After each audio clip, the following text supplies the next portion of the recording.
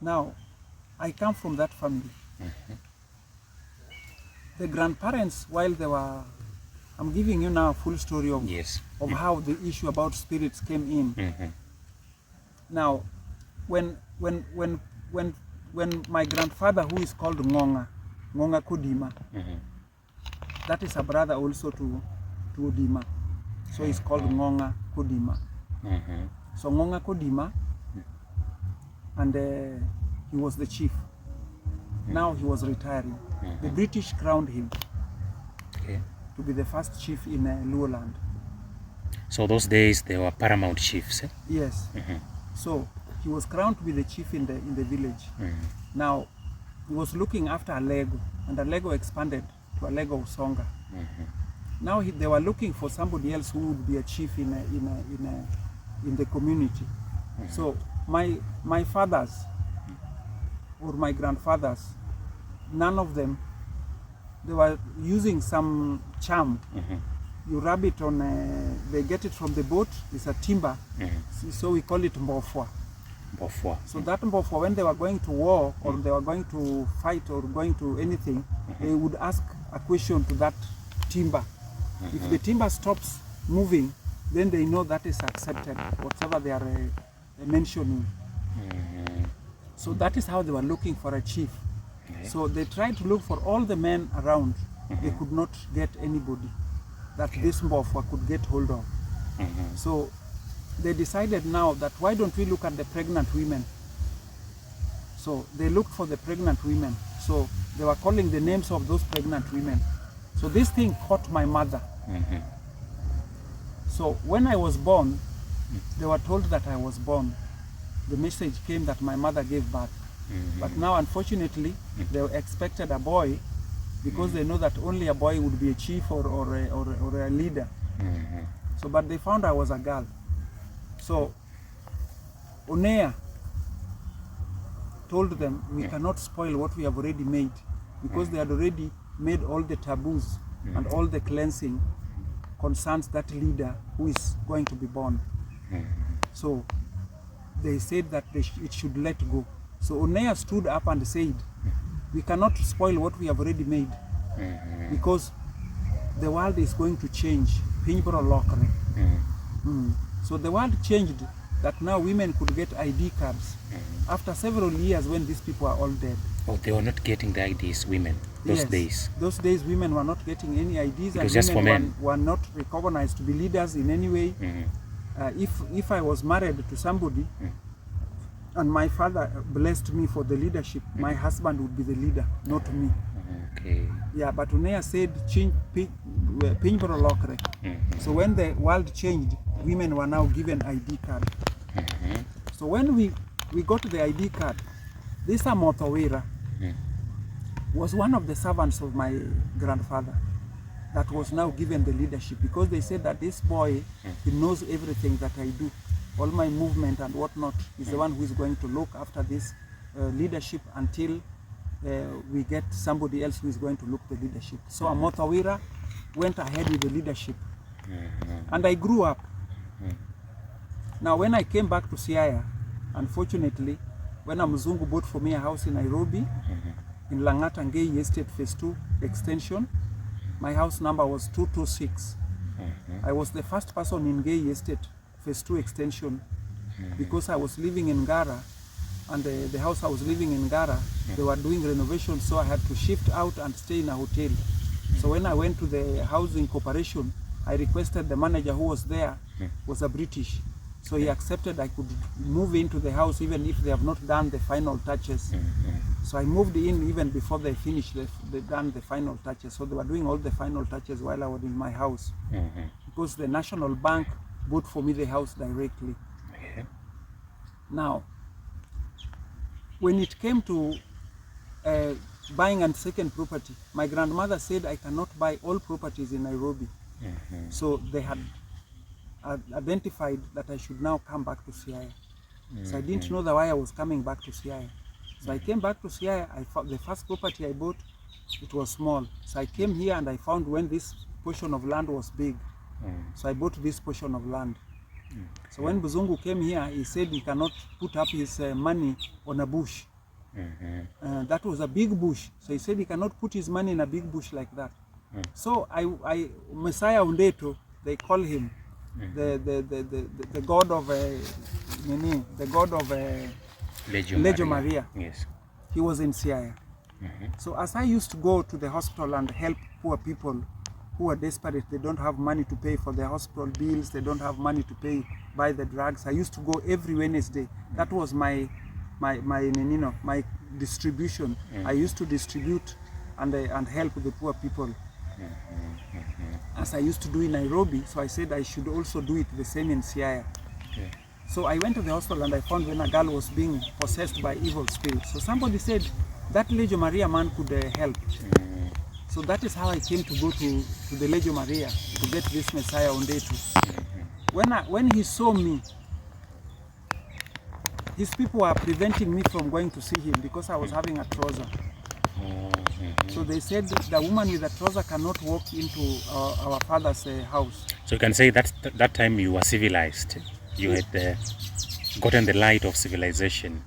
Yes. The mode of dressing had changed. Yes. So I was having a trouser and now Undeto recognized me where I was being pushed that I cannot go to see him. So he sent somebody, go and bring that woman they are preventing from the gate. So when I arrived in front of him, the first thing he saw in me was Jaramogi Odinga. So he called me Yoro Siepna.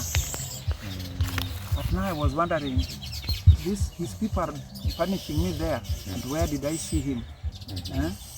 I had never seen him, but now he recognized me as Yoro Siepna. So I didn't know. So I kept on wondering. So he told me, I'm only asking you about Ratego. So you know they used to call Jaramogi Ratego because of his kofia. So I remembered. So I said, yes, I was with him 5 days ago. So he said, Ber Kabisa. So he welcomed me. He shared a meal with me. So I told him the story about the girl in the hospital. So after that, I told him the story about this Mzungu.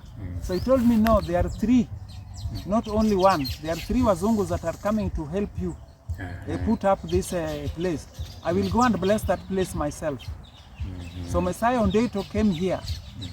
When it was a big bush, I was stepping on the grass and opening the way for him to walk, Messiah Undeto.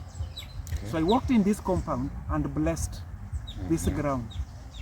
So to my surprise, the Mzungu that had refused to come and put up his money in the bush, Messiah Undeto said those people are going to be 3 and you are going to put up some houses very tall going upwards, and the houses are going to be very big houses that those Wazungus are going to put up here. And that is exactly what happened. Yeah. That time the Siaya road was already there. It was tarmac or it was already tarmac. Okay. It was already tarmac. But the town was still in town there. So this side here was still a big bush. Yeah. Yeah, you see now it's growing towards this side. So it was me who started buildings here. So when I started putting up my buildings, then some other people also now started off. So Messiah Undeto, whatever he mentioned here in this compound, really came up. That the town is not in Siaya, the town will be here. The town will be here. Okay. And this, you are going to put up big houses. Some are going upwards and they are very large houses. Those were the plans that these Wazungus brought.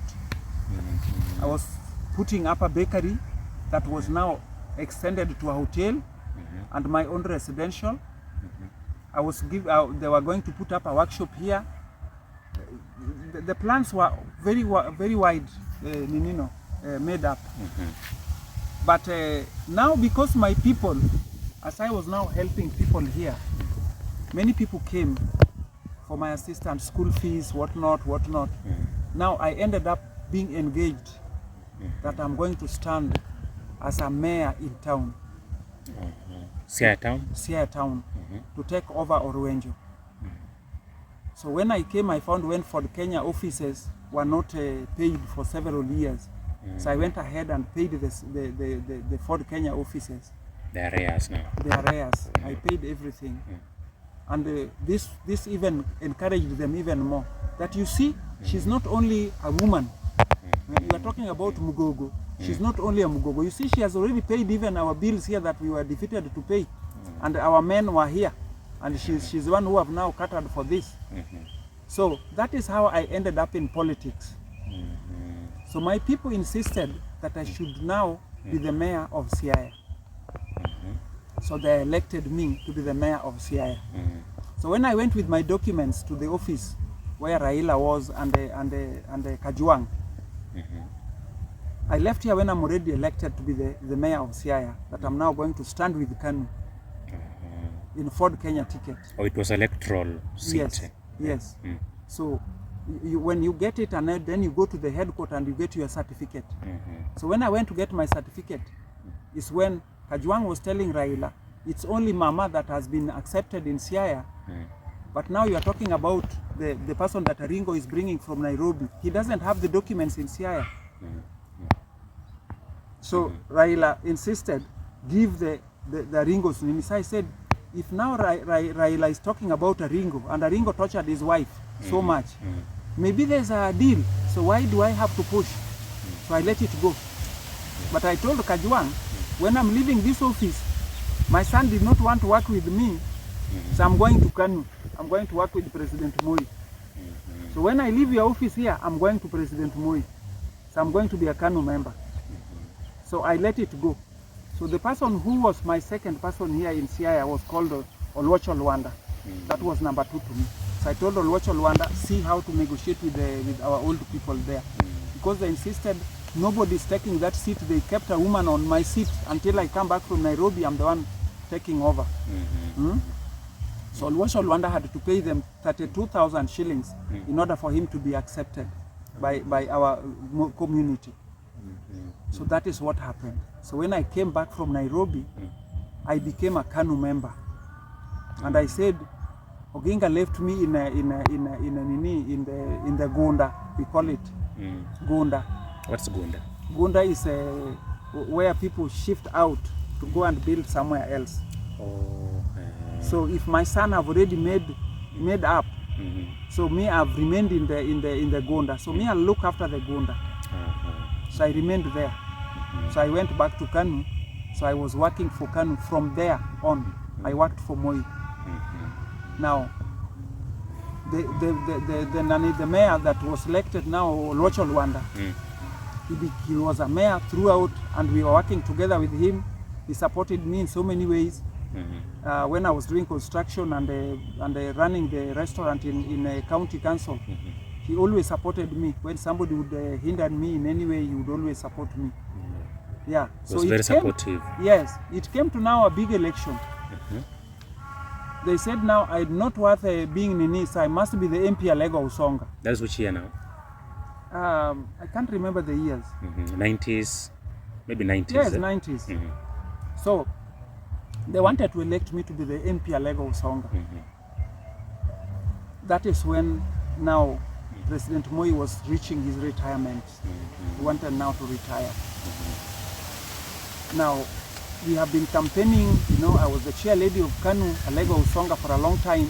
We went to Nairobi when they were handing over the seats in Kanu in Nairobi. Now I was elected again in Nairobi to be the Nyanza chair lady in Nyanza, chair lady in Nyanza. So I was the chair lady Kanu Nyanza. In Nairobi, I was given that seat in Nairobi. Meanwhile, Dalmaso Tieno fought me over. He did not like that. And now I developed Kanu in such a big way that everybody else were listening to me, that everybody else were following me. So that hurted Dalmaso Tieno. So he went ahead and told President that I was a mad woman. When Aloha Ringo found that I was too powerful in Siaya, so he went ahead and collected a newspaper man and brought here to interview me just the way you have now come to interview me here. And that newspaper man went ahead and wrote several wrong things, that my father is dead, what, which were all wrong. It was all false information.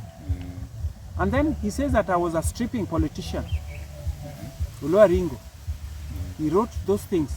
So that newspaper guy, when we discovered that, so Oluoch Olwanda, that they say that I had stripped Oluoch Olwanda because now they saw that we were part and parcel with Oluoch Olwanda. So Ringo wanted to make sure that we are separated. So the issue that I was attached to the government, he made sure that I was separated from the DC. So he said that I stripped for the DC, I stripped for the Oluoch Olwanda for the mayor. So mayor went and sued him. He sued the newspaper guy, Standard newspaper. So the Standard newspaper paid Oluoch Olwanda a lot of money. And I went in and sued him second, sued the newspaper later. So I was paid 1.3 million for defamation of character. But now what they did not do, as they promised, to go and withdraw that word that it was lies. So the newspaper did not withdraw that, which they were supposed to even to pay me for not withdrawing that, and then they did not even write it down. But I let it go. Okay. Because I didn't care. Whatever when people talk about me wrongly and I did not do it, why should it hurt me? Should not. So I let it go. But now Dalmas Otieno used this newspaper, taking to President Moi, that you see, she's a stripping politician. She's going to remove clothes here in front of you. Eh? Is that true? So Moi was shocked because the way he has been knowing me, he did not imagine that those kind of things I would really do. But now they continuously put, because the person Dalmas wanted was his in-law here in Siaya, Agri Oduro Onyango. So his name is also Onyango. So when it was up to 5 days of election when that name was going on like that. Now, the election went, and we didn't imagine that Dalmas could go and shortchange even the documents from the KICC. So I went and changed my councillor's documents, changed my documents, that now whatever Sankuli had already signed, that I'm going to be the MP Alego Usonga, they withdrew it. So they brought Biwot to come and sign the documents. Now he brought his in-law with his team of LDP to come and take over from the KANU. And it could not work. Because now KANU people are now packed. We were all packed, the whole Nyanza. Dalmas Otieno got a good beating in KICC by the Nyanza MPs and the Nyanza candidates. It was a tug of war in KICC. While I had already come back with my documents to Siaya, and Dalmas was shortchanging me in Nairobi. So my colleagues fought Dalmas there that policemen had to rescue Biwot out of KICC because it was a big war that Odiek Songa kicked Dalmas Otieno mpaka trouser ikawa skirt. You see that? So that was my time of being MP Alego Usonga. Now the whole team of Alego Usonga, when people go to vote, they found that the debe ya Jabalo is not there. Mzee atachukua kadi yake arudishe kwa mfuko na aende. Mama atafunga kadi yake ya voting kwa leso na anaweka na anarudi. So at around 12 o'clock, they told where was a new candidate that were now vying for MP Alego Usonga. So they told him, so he came to look for me. Go and look for Jabalo. Because everybody who are coming here, they are looking for Jabalo. And then Jabalo is your famous name? Yes. That is my company, but now they called me Anyango Jabalo.